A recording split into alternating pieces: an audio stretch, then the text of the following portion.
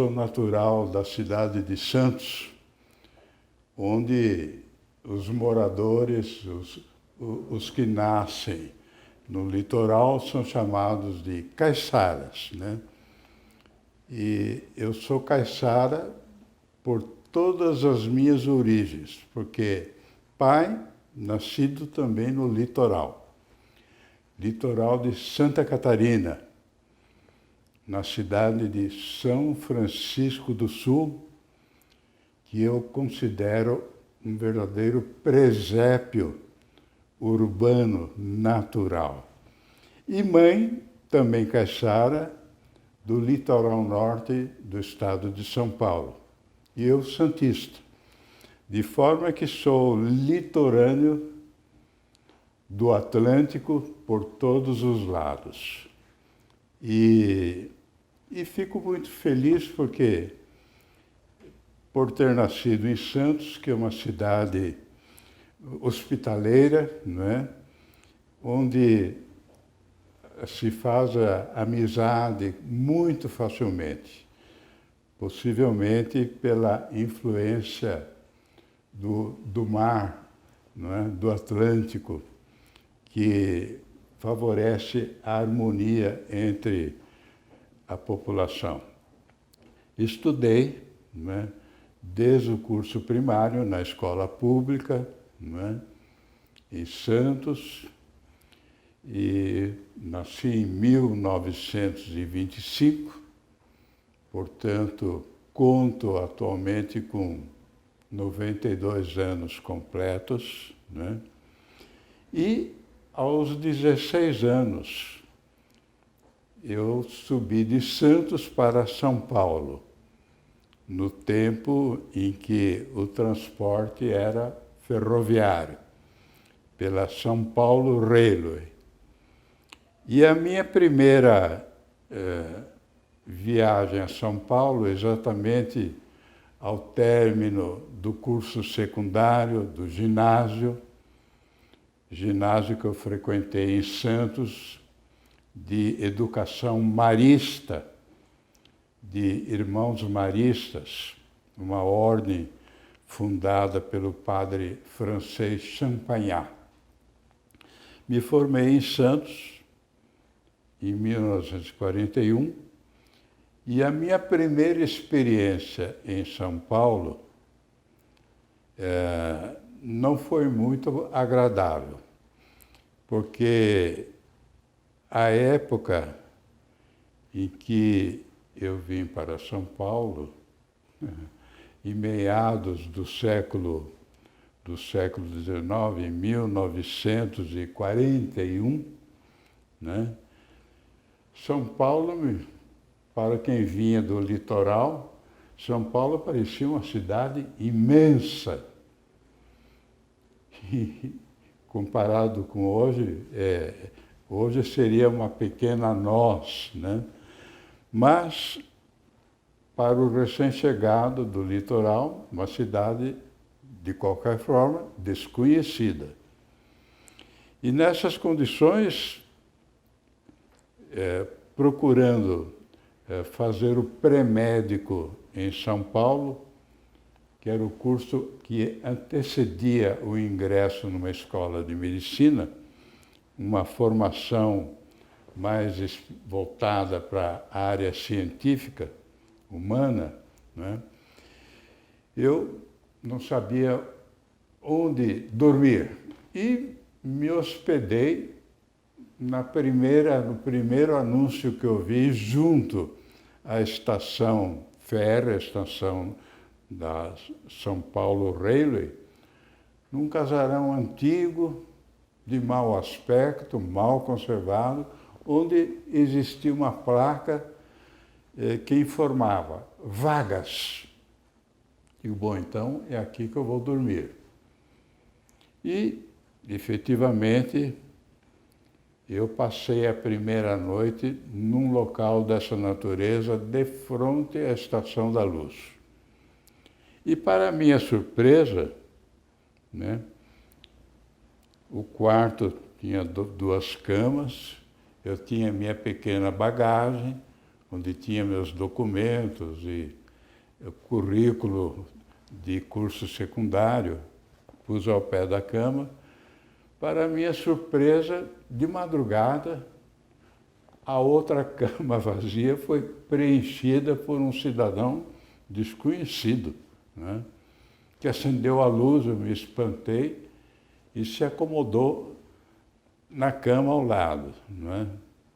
Então, para mim já foi um impacto, uma surpresa, porque nunca tinha me ocorrido uma situação assim meio desagradável.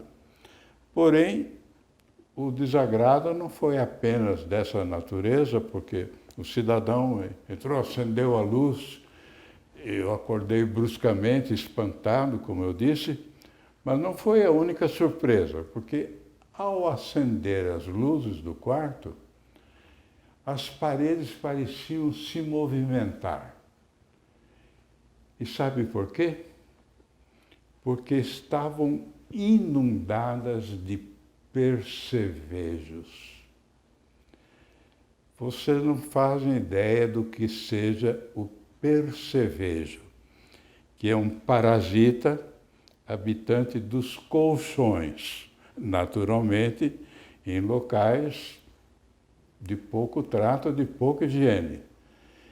E o percevejo é um ectoparasita que suga o sangue da pessoa, de forma que, ao acordar, eu estava todo picado, braços, membros inferiores, pescoço, todo cheio de nódulos pelas picadas de percevejos. É um fato, além de dramático, bastante humilhante para quem pretendia estudar medicina. Curiosamente, mais tarde, quando estudante de medicina, e ao estudo da parasitologia médica, né, eu voltei a dedicar atenção a esses ectoparasitas, né, sobretudo o percevejo, que, curiosamente, apesar de ser de índole sanguinária, eu descobri que o percevejo propriamente não é um vetor de doenças, não é um vetor de eleição, como é, por exemplo, o piolho do corpo. O piolho do corpo que fica aderente aos pelos do corpo, este é um parasita perigosíssimo, porque transmite o tifo epidêmico, né? Que é uma doença muito grave. Curiosamente, depois desse tipo de experiência com esses ectoparasitas, né? Sobretudo percevejo, piolho do corpo, não é? No curso de medicina, teve muita importância para mim, porque eu fiquei melhor e mais interessado nas doenças transmitidas por esse tipo de insetos, doenças muito graves, né?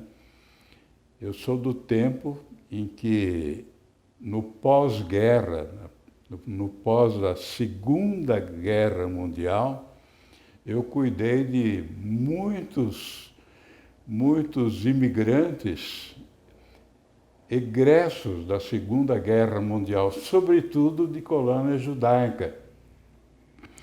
E essas pessoas que imigraram para o Brasil, frequentemente apresentavam febres recorrentes, isto é, febres prolongadas, que tempo a tempo, de tempos em tempos, recrudesciam. Eram chamadas febres recorrentes, febres que reapareciam, e, sobretudo, devido a esse tipo de picada de ectoparasitas. Piolho do corpo, não é? E pulgas, né? transmitiam o tifo epidêmico, o tifo murino, originário da pulga do rato. Nessas condições, essa experiência negativa que eu experimentei ao começo do meu curso de medicina tornou-se útil posteriormente. Mas não foi a única experiência negativa. Isto, eu repito, foi ao começo do meu curso de medicina. E ao finalzinho do curso de medicina, da Escola Paulista de Medicina, a segunda experiência negativa. A minha turma de 1950, cujo patrono foi o fundador da Escola Paulista de Medicina, a minha turma resolveu fazer lá uma contribuição, juntar umas economias e fazer uma viagem curta à Argentina, Buenos Aires, para comemorar o doutoramento, né? Então fomos. O nosso líder de turma era o professor Marcos Cabeça, que foi um grande líder e um grande nome aqui da Escola Paulista de Medicina. Professor Marcos Cabeça chegou a ser diretor de finanças do Hospital São Paulo, da mesma forma que o outro colega de turma, professor Gutila, grandes colegas. E o professor Marcos Cabeça, então, encabeçou essa nossa viagem a Buenos Aires. E chegamos a Buenos Aires no dia 9 de julho de 1950, época de férias, né? Escolares aqui para nós, paulistas. E sucede que 9 de julho, em Buenos Aires, é a data nacional da Argentina. E os hotéis que nós procurávamos estavam todos lotados. Porque, àquele tempo, as festividades da data nacional argentina eram concorridas e todas as províncias procuravam a reunião na capital, em Buenos Aires, e os bons hotéis lotados. E o resultado foi que a turma teve que se dispersar. Eu peguei um táxi e o taxista me levou, procurou em vários locais onde havia vaga para dormir, e eu acabei encontrando em La Boca uma vaga num hotel à beira do porto, de terceira categoria. E dormi, e na manhã seguinte, novamente eu estava todo picado de percevejos, né? E o mais triste ainda não foi aí, porque no dia imediato nós nos reunimos e havia um encontro com um professor de microbiologia de Buenos Aires que ia nos proporcionar uma recepção em companhia de acadêmicos argentinos e moças e moços, né? Para recepcionar os brasileiros. E eu no grupo, todo cheio de caroço vermelho, no pescoço, no rosto, das picadas de percevejo argentino. E esse professor de microbiologia me deixou muito humilhado. Porque quando ele me viu todo encaroçado, ele sentenciou: brasileiro, sífilis. E eu figurei como brasileiro sifilítico. Não tive a coragem de dizer para ele, sífilis nunca, professor, maestro, percevejos. Percevejo em espanhol tem um outro nome que não me ocorre agora, mas não era nada de sífilis, era percevejo. Estava todo cheio de caroços vermelhos pelas picadas de percevejo. Outra vez, né? Mas, de qualquer forma, tudo isso faz parte do passado e no ensino médico eu sempre levo vantagem quando advirto os jovens sobre infecções produzidas por ectoparasitas, não é só pulga, carrapatos. Acabei me tornando um especialista em febre maculosa, uma febre produzida por um agente muito virulento, denominado rickettsia. E essa febre é produzida por picadas desses ectoparasitas, sobretudo do carrapato, não é? São experiências negativas que, ao passar do tempo, se transformam em positivas, né? De forma que hoje eu não encontro nenhuma dificuldade quando tenho que discutir na enfermaria sobre doenças que podem ser originárias desse tipo de exposição.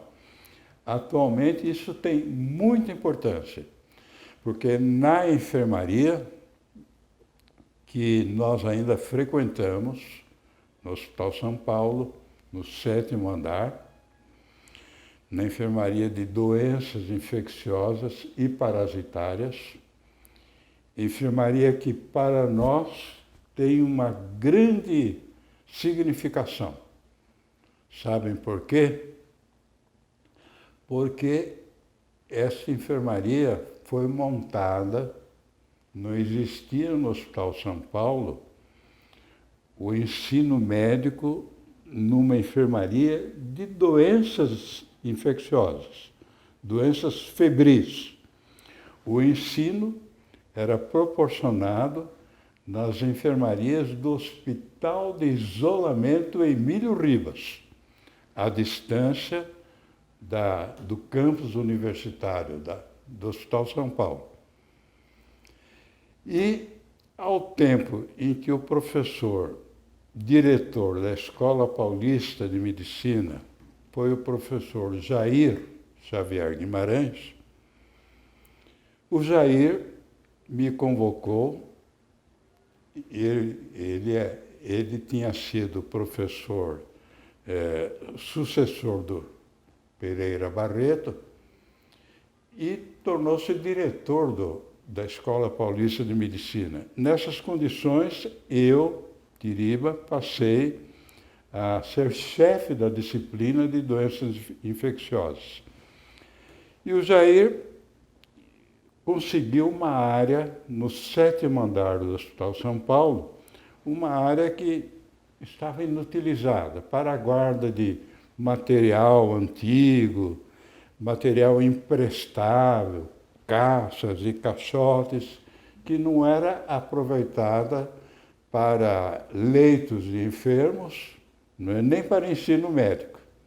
Que, repito, o ensino médico era no Hospital de Isolamento, na Avenida Doutor Arnaldo. E o Jair me encarregou de aproveitar aquele espaço do 7º andar para transformação de enfermaria. E me deu o prazo, você tem 7 dias para me trazer a planta da enfermaria. Eu não tive dificuldades, porque a essa altura eu já tinha cursado o curso de administração hospitalar,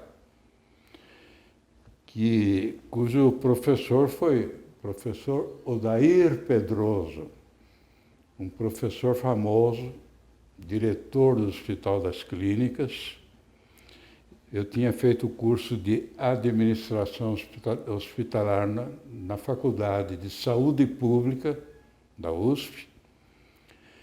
Frequentei, na parte prática, frequentei o Hospital das Clínicas da Universidade de São Paulo durante 6 meses, enfermarias, lavanderia, frequentei a cozinha, nutrição e dietética, frequentei o Hospital das Clínicas durante 6 meses, fazendo o relatório, que era obrigação do curso de administração hospitalar, que durava 1 ano e meio.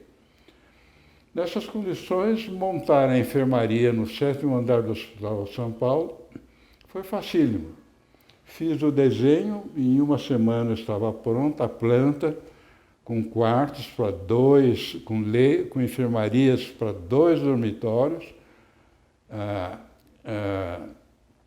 banheiro privativo, com água fria, água quente, né? E é uma enfermaria que até hoje eu estimo, gosto de frequentar, como frequento semanalmente, porque representa muito para mim. Eu até fico triste de verificar que poucos colegas hoje são muito mais atraídos pelo currículo médico, procuram progressão vertical, com teses e formação acadêmica, mas pouco frequentam a enfermaria, que para nós constitui o melhor livro de ensino médico, contato com o doente. Sobretudo nos tempos atuais, e havia aquele sonho, não é, de ser médico. E quando perguntavam, o que você quer ser? Queria ser médico, né? Queria ser médico, mas sem calcular como fazer, como chegar lá, né? Mas isso foi crescendo nas brincadeiras infantis, gostava de colocar as coleguinhas deitados sobre uma mesa, palpar a barriga, fazer de conta que era médico, né? E daí a gente vai crescendo e isso vai se consolidando. O ingresso, naturalmente, exigia um preparatório intenso. Nós tentamos. O primeiro objetivo era a USP, né? A Escola Paulista ainda não figurava como objetivo, mas na USP fomos até bem sucedidos, mas o número de vagas era apenas de 80 vagas e o número de candidatos era muito superior. Não obtivemos a classificação para o ingresso. E estávamos a ponto de procurar outra fonte, como Paraná, por exemplo, quando recebemos lá em Santos uma ligação da Escola Paulista de Medicina, da dona Ida Pauline, que era secretária da Escola Paulista de Medicina. E nós já tínhamos feito aqui a proposta de entrar na Escola Paulista de Medicina, que era uma escola paga. Ao meu tempo eram 500 ou 600 cruzeiros, uma coisa assim, mensalmente, né? E a secretária da Escola Paulista de Medicina, dona Ida Paulina, ela tinha o endereço dos candidatos, telefone, e eu recebi em Santos a ligação.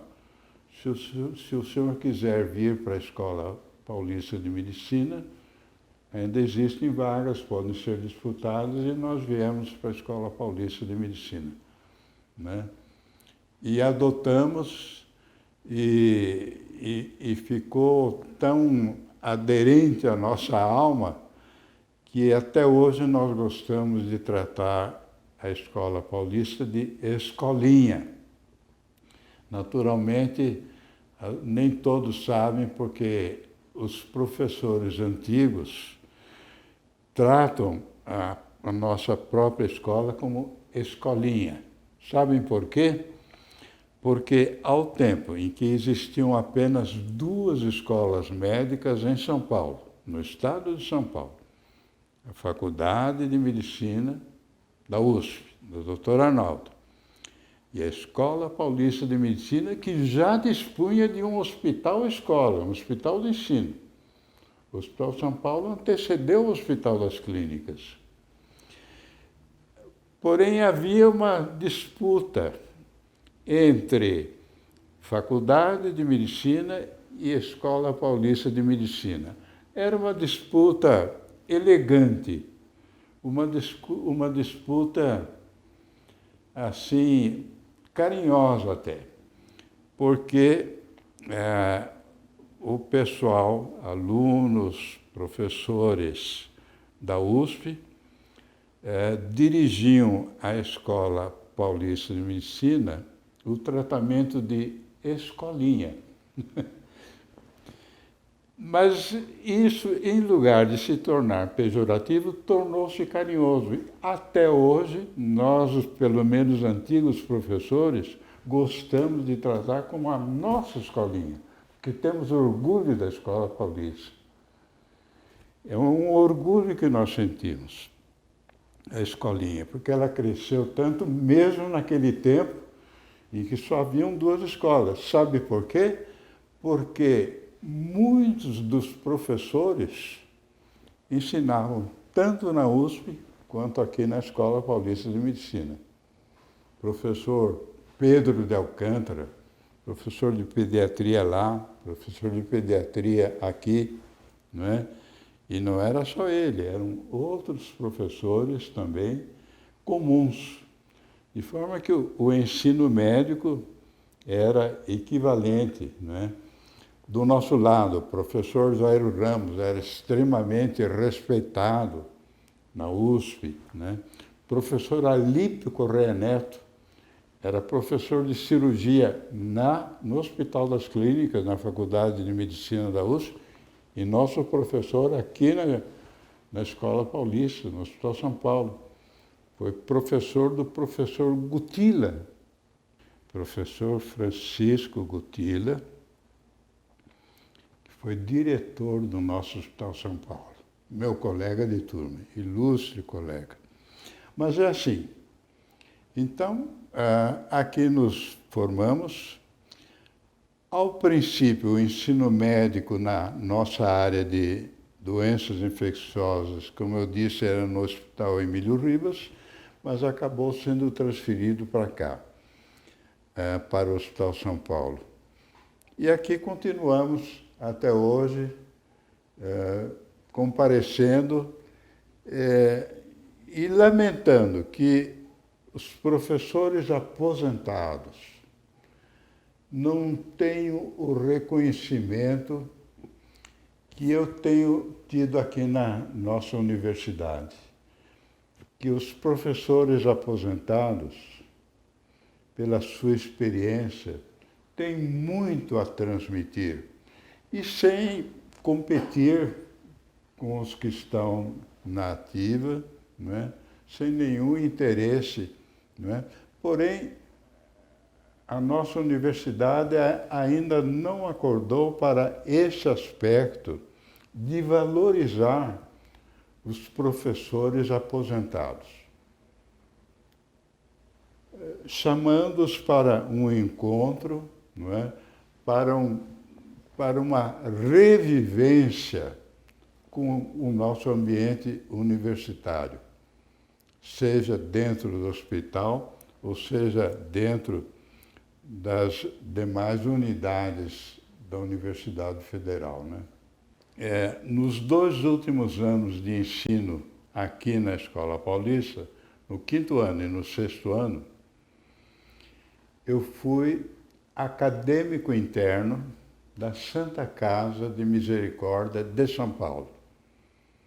Eu e mais 6 colegas, éramos 7.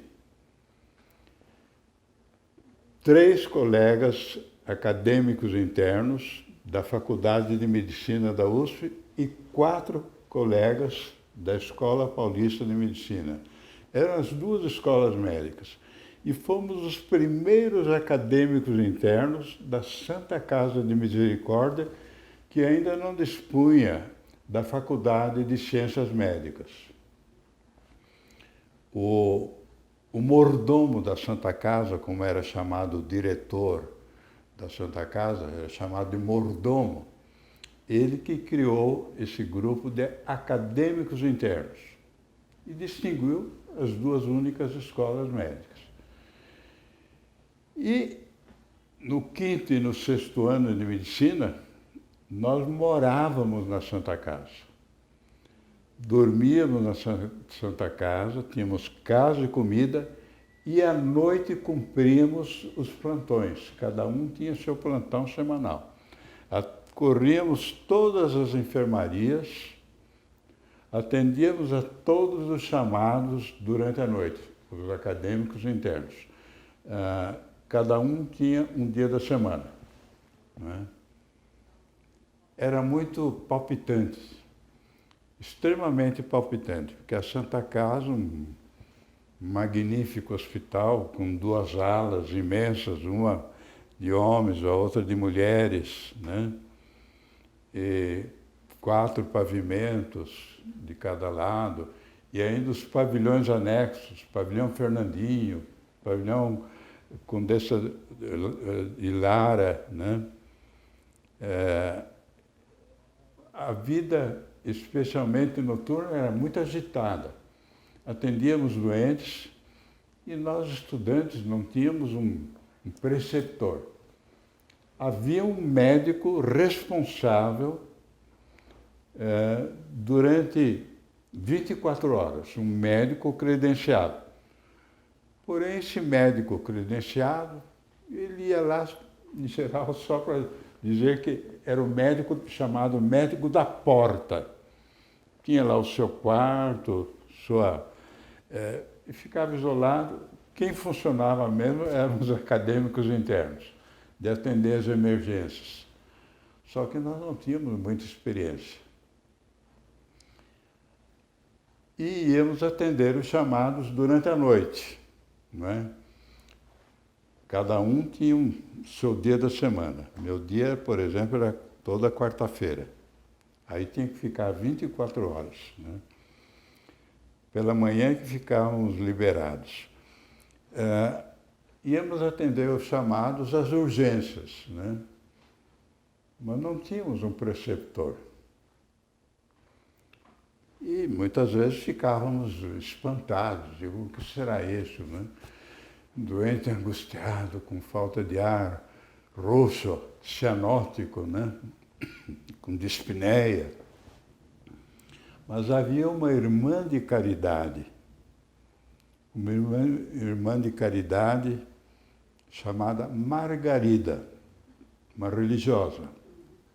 Irmã Margarida, cuja face, ela toda encoberta pelo hábito branco, cuja face era branca, branca, branca, como porcelana branca, que ela nunca via o sol, só circulava à noite em todos os pavilhões. Então, ela que nos requisitava. E quando nós nos deparávamos com o doente, muitas vezes ficávamos embaralhados, embaraçados por falta de um diagnóstico preciso, né? Mas então atuava a irmã Margarida. Doutor, será que não é abdômen agudo? Doutor, será que não é edema agudo do pulmão? Doutor, será que não é câncer da laringe? Quando ela dizia isso, ela nos tratava de doutor. Quando ela dizia, doutor, será que não é isso? Ela já dava o diagnóstico. Entende? Porque ela conhecia as enfermarias, só trabalhava à noite. Ela nos antecedia. Entende? E de forma que essa experiência com a irmã Margarida é inesquecível.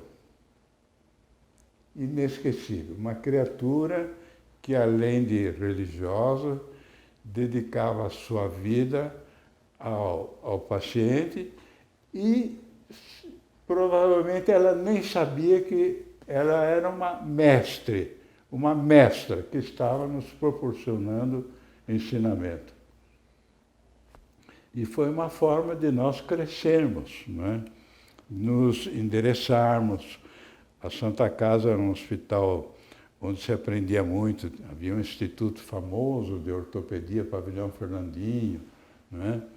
Cirurgiões, grandes cirurgiões, que não tinham abandonado a Santa Casa porque pouco antes, grande parte dos grandes professores da Santa Casa tinham se mudado para o Hospital das Clínicas.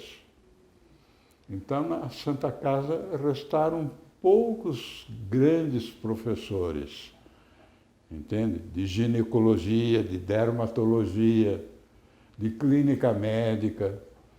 Eram poucos. Nós aprendíamos mais pela prática mesmo, pela religiosa, não é? Porque os grandes professores tinham se mudado para o Hospital das Clínicas, que acabava de ser inaugurado. Mas foi assim que, quando nós nos formamos, eu já estava com emprego assegurado. Na Santa Casa aprendia-se de tudo, não é? E na enfermaria do professor Aires Neto, primeira cirurgia de homens, começara a anestesia com gases, com aquele aparelho que podia ser removido manualmente, carregando diferentes torpedos de gases, e nós aprendemos a fazer anestesia, não é? Então já estava com emprego assegurado para ser anestesista em Lis, porém o professor Pereira Barreto, que era diretor do Hospital Emílio Ribas, né? No 5º ano de medicina, ele nos ensinava a disciplina de doenças infecciosas e parasitárias, né? No Hospital de Isolamento Emílio Ribas, no final da tarde, às 6 horas da tarde. No final, durante o inverno, aquelas aulas eram cruciais. Não deixavam de constituir um sofrimento. Porque nós, estudantes, com fome, com frio, assistindo a aula no Emílio Ribas, as aulas eram lindas. O professor Pereira Barreto era magistral. Colocava um doente, uma criança com croup, difteria, com dificuldade respiratória, com cianose. Ele descrevia, antes de pôr o estetoscópio, ele fazia o diagnóstico, entende? Pelo olho.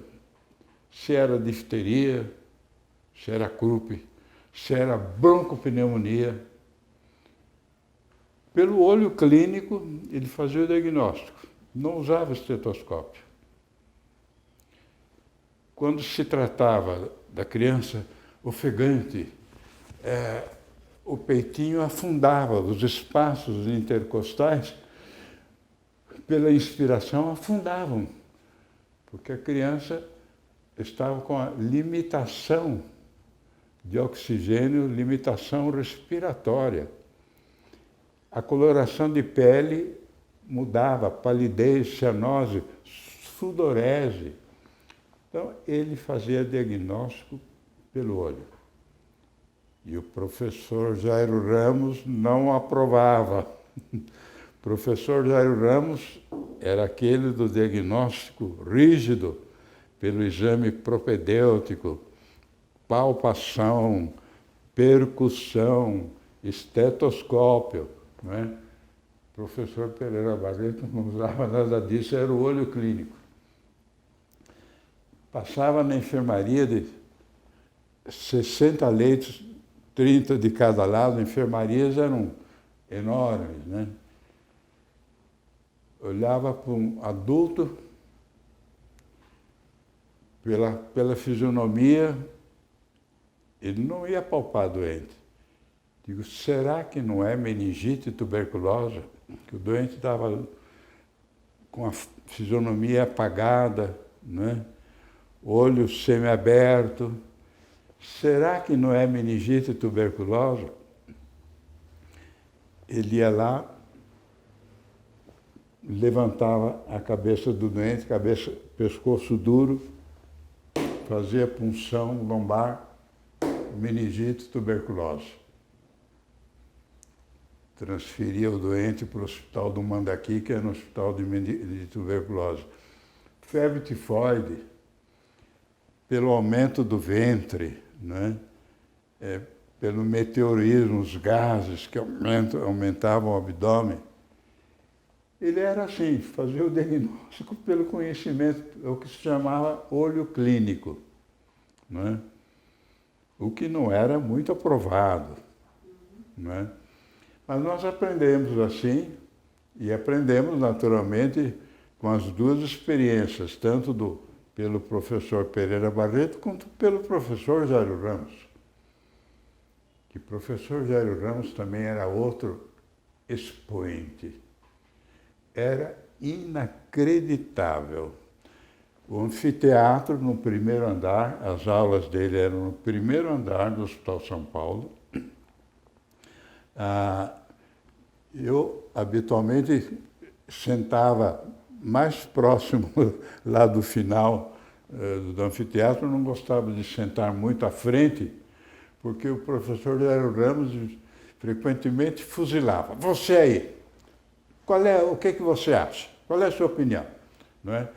E quando ele fazia a pergunta, praticamente ele fuzilava. Precisava ser alguém de espírito muito forte para não ficar apavorado, porque ele amedrontava o estudante. E, na verdade, havia colegas, havia muitas mulheres na nossa turma, que não temiam e até gostavam de ser interrogados e respondiam, certamente ou erradamente, né?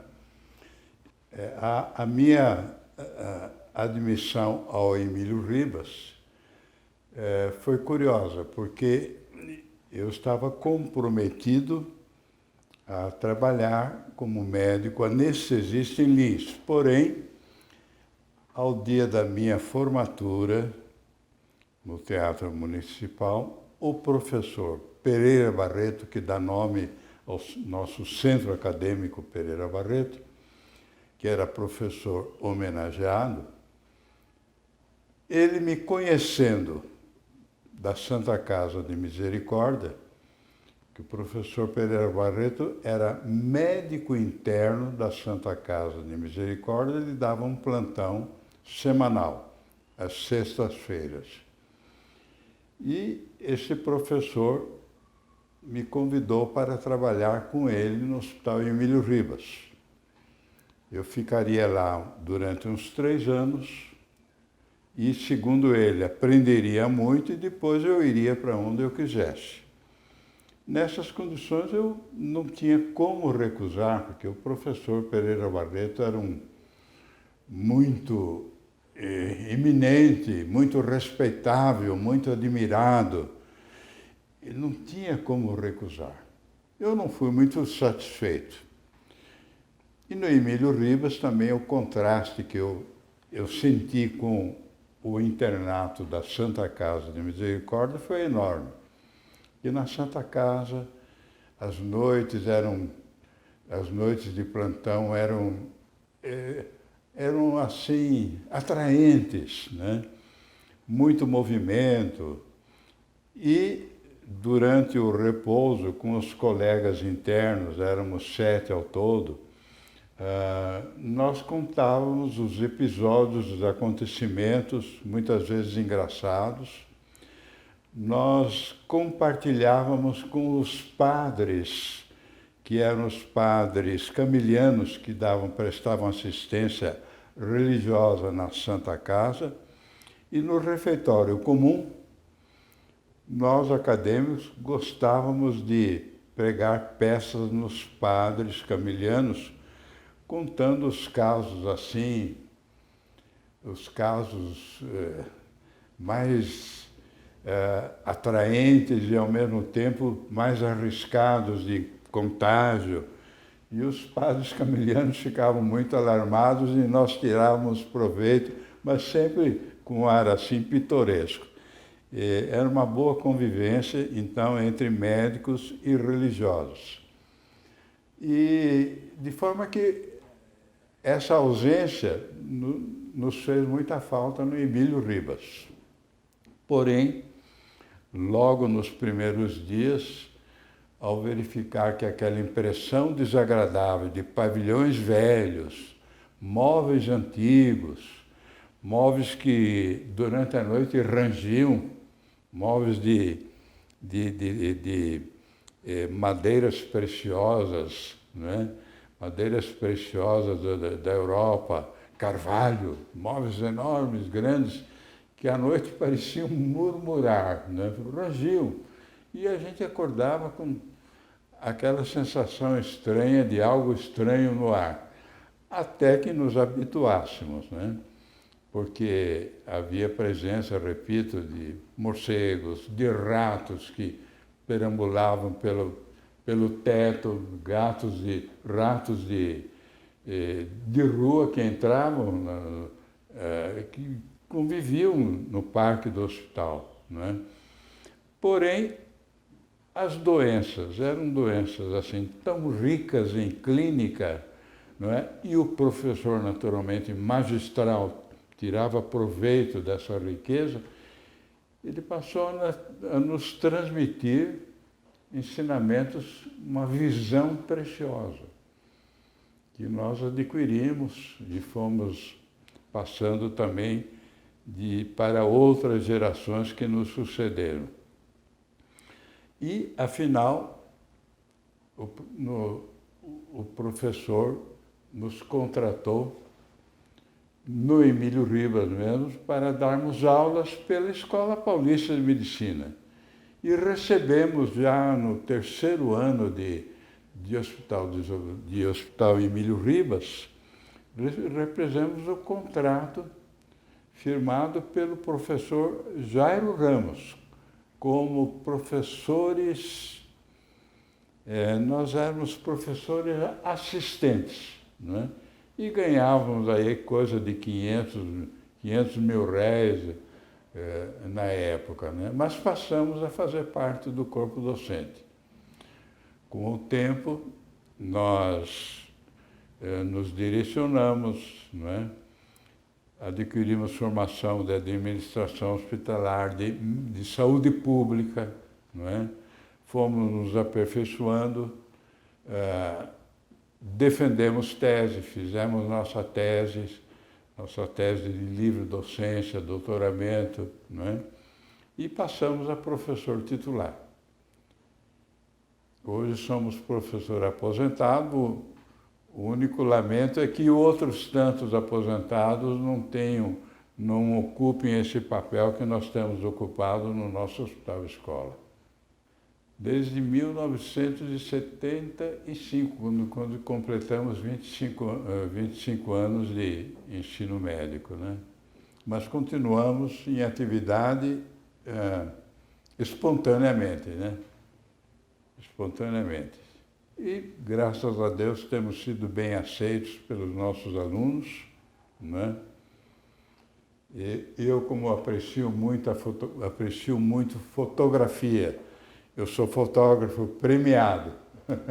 Já adquiri prêmio que me levou até a Suíça, né? Prêmio fotográfico. Aproveito até essas imagens fotográficas, frequentemente eu levo à enfermaria, mostro, para reproduzir situações de locais onde aconteceram epidemias, né? Eu conheci de perto o Vale do Ribeira, onde fui convocado muitas vezes para investigar doenças, leishmaniose, febre tifoide, encefalite transmitida por mosquito, malária, né?